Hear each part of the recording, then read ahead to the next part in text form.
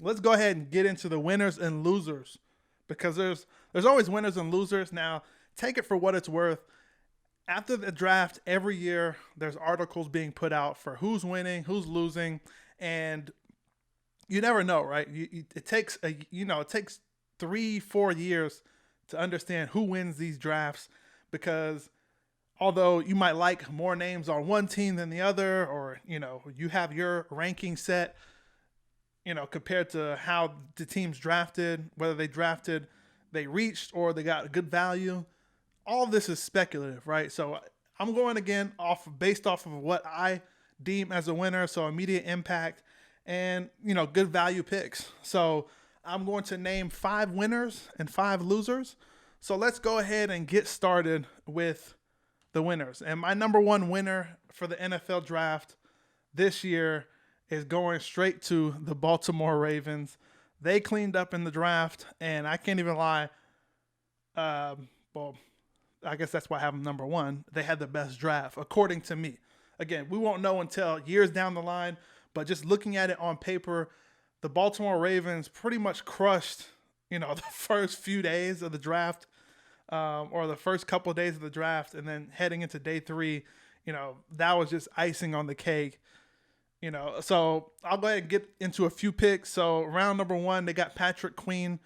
I'm not sure if they were anticipating him to fall all the way to number 28. I know the Eagles were interested in linebackers, but the report eventually came out that the Eagles, don't look at linebackers in the first round. They haven't drafted a linebacker in the first round since Mike Mamula, I believe. And for good reason. I guess if the last linebacker they drafted was Mike Mamula, this is not an Eagles segment. All right, we're talking about winners. So the Baltimore Ravens, Patrick Queen, linebacker from LSU, physical linebacker, flying to the ball. That's a great pick at 28. In the second round, pick number 23, so 55 overall, the Baltimore Ravens drafted J.K. Dobbins, running back from Ohio State, one of my favorite running backs in the class. And honestly, I wanted the Eagles to draft him. Eagles picked number 53. Ravens were at 55. Eagles, I'll get into who the Eagles picked in the second round a little bit later, but Ravens came away with J.K. Dobbins to eventually, take over for Ingram when he leaves, and then work with the running back they drafted last year from Oklahoma State. The name is, I'm losing the name in my mind, but third round, Devin Duvernay at the end of the third round, wide receiver from Texas, one of the best slot receivers in the draft, according to me. Again, a speedster, track guy. I believe ran a 4.3 at the combine or in that range, or a low 4.4. Devin Duvernay is going to do wonders with that offense, who already have Hollywood Brown on the outside. I mean, speaking of speed, they're putting together, a pretty speedy offense over there around Lamar Jackson, who's basically the fastest quarterback in the NFL. So expect the Ravens to take that next step. Also, they had 4 third-round picks, and every single one of them that I look at are all good. But again, the 2 that jump out to me are Devin Duvernay and Malik Harrison, the linebacker from Ohio State. He very underrated from Ohio State. He was basically the captain of that defense, putting everything together, being that quarterback for the defense. And didn't get a lot of credit for the success that the Ohio State defense had through the year. Obviously, you had 2 of his teammates went number 2 and number 3 overall, and Chase Young and Jeff Okudah. But Malik Harrison in the third round, number 98 overall, that's good value in the third round. So if you ask me, even looking at the Ravens' last 2 draft picks in the sixth round, James Prochet, I don't know if that's French, but Prochet, so wide receiver from SMU. I thought he was a solid receiver. Went all the way to 201. The Ravens scoop him up. And then Geno Stone, safety from Iowa. Again, these are 2 value picks for the Ravens. I think they hit a home run with this draft. Again, only time will tell whether, they will be the real winners of this draft. So big shout out to the Ravens. Second winner, unfortunately, is going to be the Dallas Cowboys. And I'll get into the whole situation a little bit later as to their first round pick. But their first round pick ended up being CeeDee Lamb. He actually fell all the way down to 17. I don't think anyone really had anyone seen that one coming. Even the Cowboys stated that they had him as number 6 on their board, and all of the simulations that they ran of the draft, CeeDee Lamb never fell to 17.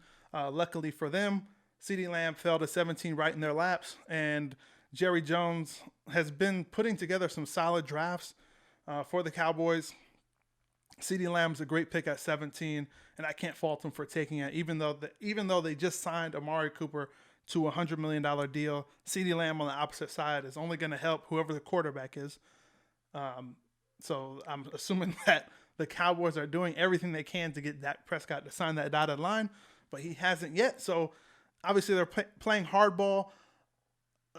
Reports are that Dak Prescott and the Cowboys haven't talked in a few weeks, so that's not good to hear. But hopefully it stays like that. I want them to be in complete disarray. I want them to find to find find out the hard way that you need to pay your quarterback when you identify one. The Cowboys clearly don't believe in him, because they would have signed him, after the end of last year or signed him this year. But the reports are he's asking for too much money. But if you find a franchise quarterback, you're going to end up overpaying, right? The highest paid quarterback is the next quarterback, and Dak Prescott is the next quarterback in line to get a contract extension. So if it's up to me, if I'm the Cowboys, I sign him before Deshaun Watson and Patrick Mahomes sign their contracts, because again, the price is only going to go up. Now, it's hard to believe that Dak Prescott will actually ask for that type of money, because he's not as accomplished as either of them. Well, actually, I mean, to Deshaun Watson to some degree, but Patrick Mahomes, obviously MVP, Super Bowl MVP, he's in a class of his own as far as what he's going to be able to demand from the Kansas City Chiefs. But going back to the Cowboys, CeeDee Lamb first round, Trayvon Diggs in the second round, the cornerback from Alabama. Now, Alabama corners are very questionable when they go into the NFL, but Trayvon Diggs, obviously his brother Stephon Diggs, is doing pretty well in the league. He plays receiver. Trayvon Diggs played receiver when he went to Alabama, actually converted to corner. And, I mean, his ball skills are excellent. Speed is what's killing him right now. He doesn't have that deep speed to run with speedy receivers. But physical corner, great ball skills, probably the best ball skills out of all the cornerbacks in the draft. So, I mean, at pick number 51, that's good value. Trayvon Diggs. Some people had him going in the first round. And then Gallimore, the defensive tackle from Oklahoma, again, another guy that should have went higher, according to some of the draft experts and some of the big boards that I've seen. Again, the Dallas Cowboys got some good quality picks. Fourth round, Tyler Biadasz. I don't know. I had the name figured out, but trying to pronounce that name is pretty tough. But he's a center from Wisconsin. Actually won the Remington, I believe, award last year for nation's best center. So they're looking for him to be the replacement to Travis Frederick, who actually retired this offseason. Their all-pro center retiring. They're looking for the next Wisconsin center to take over the reins. So, and the funny thing is with this pick, where they picked the center, they actually got this pick from the Eagles, who traded out of that spot. So the Cowboys could get a center. The Eagles needed a center, but the Cowboys pretty much just whooped up on the Eagles left and right by taking CeeDee Lamb at 17. So credit to them, unfortunately. So next, we're going to talk about the Cleveland Browns. They're my third winner. Jedrick Wills, offensive tackle, Alabama. I knew that they were going to go offensive line in the first round, as did everyone. They need to protect their asset in Baker Mayfield. Again, I talked about this last week, protecting the asset, which is your quarterback. The Browns, they understand that, so they got a tackle. The second round came around, got Grant Delpit, who some people before the season last year had Grant Delpit as a top 10 player. He was supposed to be a top 10 pick before the season even started last year. And he falls all the way to the second round, pick 12 in the second round, number 44, right to the Cleveland Browns' lap. I mean, you can't get any better value than that. Again, they got Jacob Phillips, the other linebacker from LSU, another speed guy, physical. Harrison Bryant's one of my favorite tight ends from Florida Atlantic. If you guys haven't seen him play, he's a solid tight end. He had a solid game against Ohio State, so you could see that he could compete against tougher competition. And then their last two picks, I mean, these guys, Nick Harris, center from Washington, and Donovan Peoples-Jones, wide receiver from Michigan, 5th and 6th round respectively. Donovan Peoples-Jones has first round talent. This is the number one wide receiver coming out of high school in that class that he came out in 3 years ago. That included Jerry Jeudy, that included CeeDee Lamb, that included T. Higgins and Jalen Reagor. This guy was the number one rated receiver coming out of high school that year. Went to Michigan, and I don't know what happened at Michigan. Just didn't work out with him. Donovan Peoples-Jones crushed it at the combine. I mean, his athleticism is off the charts. He has all the tools to be a great receiver, but he takes plays off. And Michigan, for whatever reason, he didn't gel with Shea Patterson or whoever the quarterback was over there at Michigan. So in the 6th round, Donovan Peoples-Jones is actually a great value. Again, he has all the tools to make a great receiver, but he just underproduced for whatever reason it was. I had him going in the 3rd, 4th round range. He falls all the way to the 6th round. I think after the 5th round, I was convinced that he was going to go undrafted, but luckily, he is able to land on his feet in Cleveland a little bit lower than what he was probably expecting. I think if he knew that he was going to go in the 6th round, he probably would have stayed in school. But Donovan Peoples-Jones, 6th round, Cleveland Browns, solid value.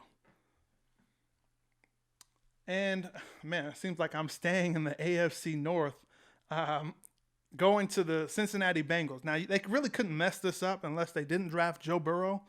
So just by drafting Joe Burrow, they're the winner of the draft because they got the best player, quote unquote, in the draft. So Joe Burrow in the first, obviously the first overall pick, 2nd overall pick when the day started, went ahead, got Joe Burrow, his receiver that he's going to be growing with, and T. Higgins.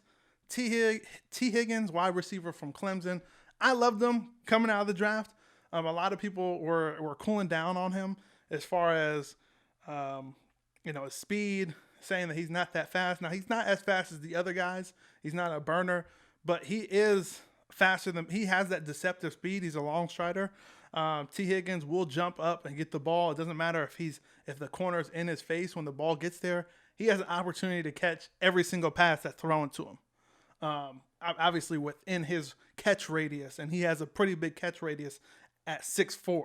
So T. Higgins, first pick in the 2nd round, good value there. Him and Joe Burrow could go ahead and grow together. T. Higgins will eventually be the replacement for A.J. Green when A.J. Green decides to retire, who is also one of my favorite receivers in the NFL currently. Just injury problems have hampered him, especially last year. So I'm excited to see what Joe Burrow could do with T. Higgins. I'm sure he's excited to see T. Higgins on his squad after, seeing what T. Higgins could do in that championship game versus LSU. But again, the Cincinnati Bengals did a solid job in getting their quarterback for the future as well as a receiver to grow with. So big ups to Cincinnati on that. And then going to the New York Football Giants. Again, another team from the NFC East.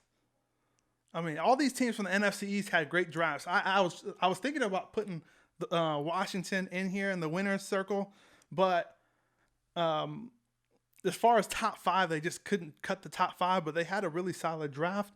But the New York Football Giants, I thought they had a great draft as well, getting Andrew Thomas at number 4. Now, I'm sure they were looking to trade down because they probably could have got Andrew Thomas a little bit later, but if the trading partner's not there, they stuck to their guns and took the guy that they wanted. 2nd round, Xavier McKinney, the safety from Alabama, actually fell to the Giants. So that was good value as well. Got another tackle from Connecticut and Matt Pert. So the Giants spent 3 of their first 5 picks on offensive linemen. So 2 tackles, a guard, and in the 4th round, they get a guy who I really liked coming out of UCLA, Darnay Pro-Way Holmes. So, man, the Giants, I mean, it's sickening to be an Eagles fan and to see the teams in your division get, good players. I mean, it's tough to watch this stuff, man. Especially how the Eagles draft went. But again, I'll save that for a little bit later. I don't want to ruin it right now. And then for the honorable mention of top 5. So they're not top 5, but honorable mention. That means they're number 6. Is the Tampa Bay Buccaneers. I mean, these guys just got lucky. They got lucky. So first round, they were at number 14, traded up to number 13 with the Niners. So they traded up one spot, minimal draft capital to go up one spot and secure who some people thought was the best offensive tackle in the draft, Tristan Wirfs, the tackle from Iowa, to protect Tom Brady. Great pick. I mean, no one thought he was going to fall out the top 10, let alone go to number 13, right to the Tampa Bay Buccaneers. I mean, it's just sometimes you just got to be patient in the draft. Sometimes you just got to get lucky. And I feel like the Tampa Bay Buccaneers, this was the draft where they just got lucky. People were just falling to them. So second round pick, Antoine Winfield Jr., who I thought is the best ball hawk safety in the draft. I mean, when the ball's in the air, he's there. He knows how to. His dad, former Pro Bowler Antoine Winfield, who played corner for the Minnesota Vikings, taught his son well. I mean, this guy's a DB. They talked about the story of how he beat his dad in a race when he was in high school, and that's when he knew that he was going to be, a great player. And Antoine Winfield Jr., man, I think that might be their best draft pick from this class. Tristan Wirfs is going to be a solid tackle. I don't know if he's going to be great, but I think he's going to be a solid tackle. I think there's a reason why he fell down to number 13.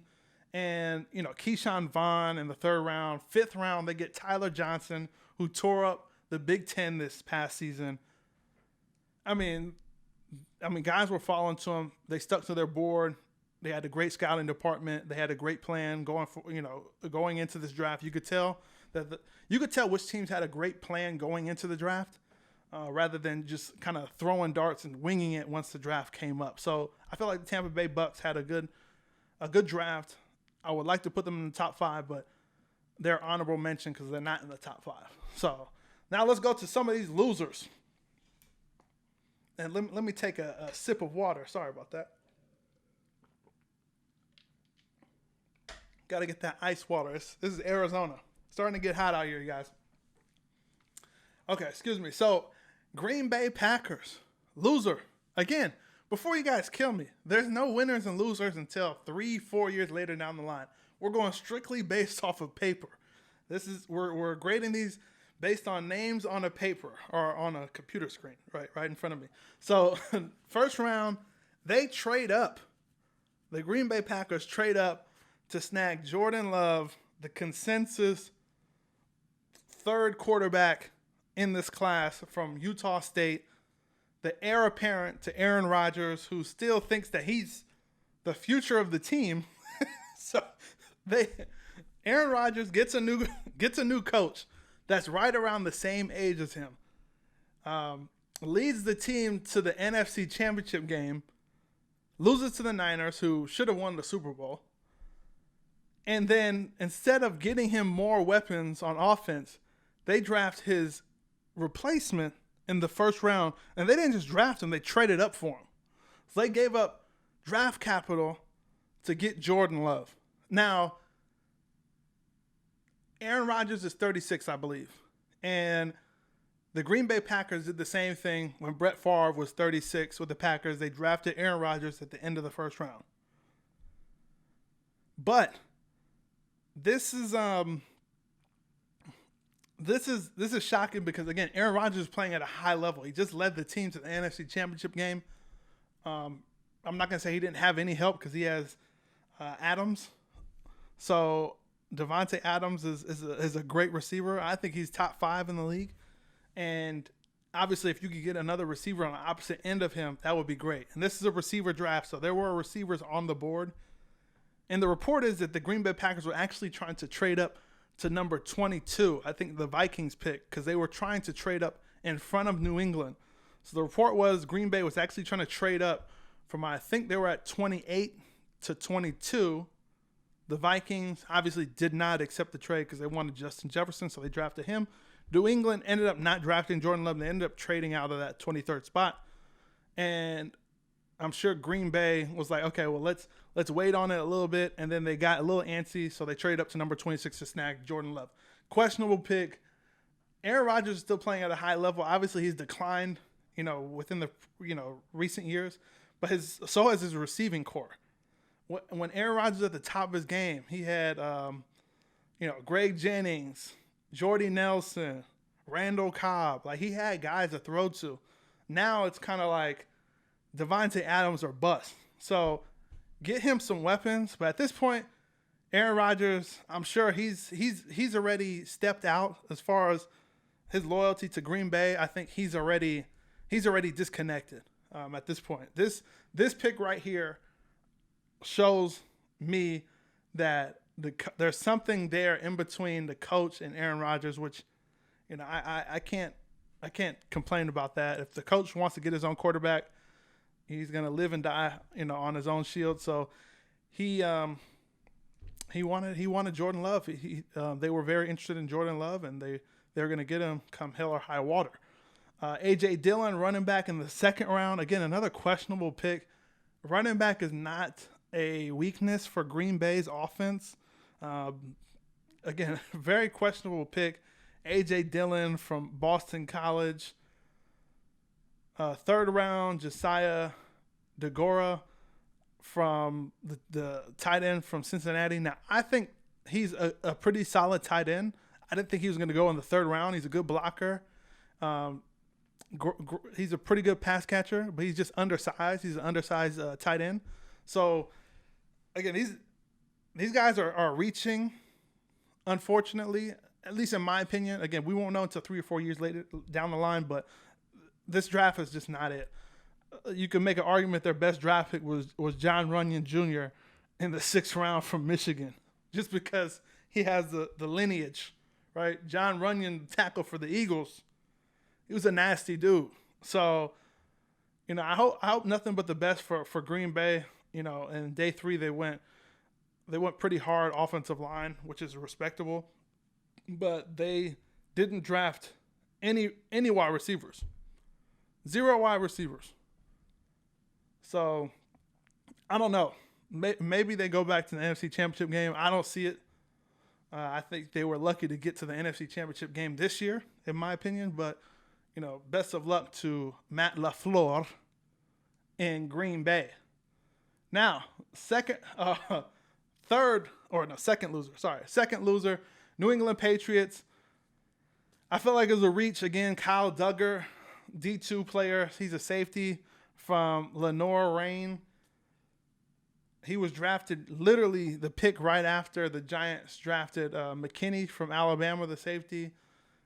Grant Delpit is still on the board. But if there's one thing that the Patriots have taught us is that you can't just dismiss them and judge them off of paper, because they actually put up results. But still, again, I'm grading off of paper.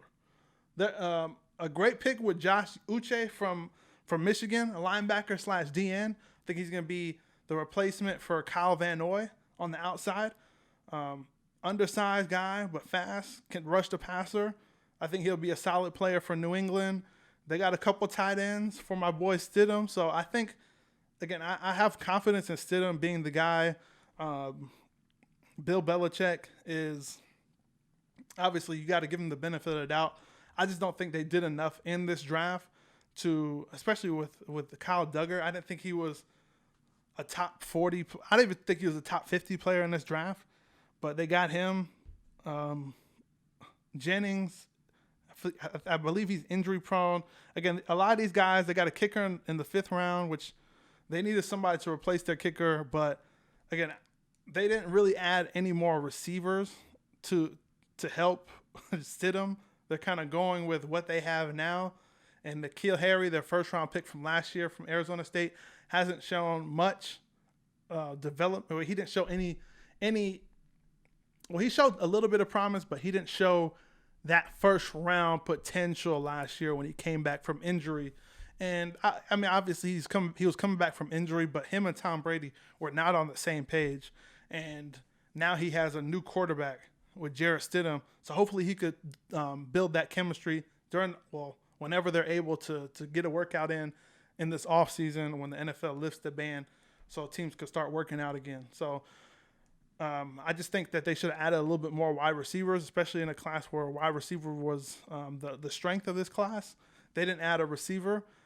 Next, we're going to Seattle. And probably the biggest reach of the first round, Jordan Brooks, linebacker, Texas Tech. He's a solid player, but I didn't even think he was going to be a second-round pick, let alone a first-rounder, number 27 to Seattle. Seattle usually trades out of their first round. They usually trade their first-rounders to get additional picks. I'm assuming they couldn't get rid of this picks, but they drafted Jordan Brooks, linebacker from Texas Tech. Again, that one was a head-scratcher. And I think their best pick came in the fourth round with Colby Parkinson, the tight end from Stanford. Now, he's a solid player. Again, in the fifth round, they went Alton Robinson, who had some character issues over there at Syracuse. I think he's a solid player, but again, they didn't really address, the cornerback position or anything like that. Seattle needs, they need additional help for Russell Wilson as well. So offensive line, they got one offensive lineman. Seattle, this one, I'm not feeling this one for Seattle. And usually they have solid drafts, but this one was not one of them. Now Atlanta, again, this one was probably one where people were left scratching their head, especially me. Their first round pick at number 16 was A.J. Terrell. Now, I thought A.J. Terrell was a good player. I just didn't think he was going to go number 16. I thought he was late first, early second. I'm assuming Atlanta was trying to trade out of the position, but at the same time, I think Atlanta was kind of forced to taking A.J. Terrell at number 16 just because it was my belief that the Raiders probably would have drafted him at 19 had he fell to the Raiders, which I'll get into for the next team, for the next loser. But A.J. Terrell at 16 was definitely a stretch for me. Ideally, they would have traded down with the Eagles so the Eagles could move to 16. But set that aside, just number 16, A.J. Terrell, I thought that was a questionable pick. I felt like they could have traded back and still got him. They probably felt like the Oakland Raiders would have drafted him at 19. But that's probably one of the top three questionable picks in the first round. If you're just looking at it in a vacuum. So that one kind of set the tone for the draft. Again, nothing crazy. Marlon Davidson, the defensive end from Auburn, you don't really know how good he is because, he was playing next to Derek Brown. You want to know, is he able to create his own success? Derek Brown was getting most of the attention on that defensive line from Auburn.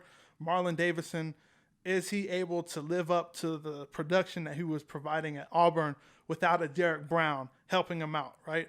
So, again, they have potential, but again, I'm looking for, immediate impact. And, for the time being, Atlanta Falcons, I just don't see it right now. Again, I could be wrong, and feel free to let me know if I'm wrong. Now, the Oakland Raiders, I actually like their draft after day one. I think day one is the reason why they're on this loser list. And I'm not even going to go to the rest of their draft because I thought the rest of the draft was good. But they're a loser because their first pick in the 12th overall was Henry Ruggs, wide receiver from Alabama. Now, Henry Ruggs is not a bad receiver.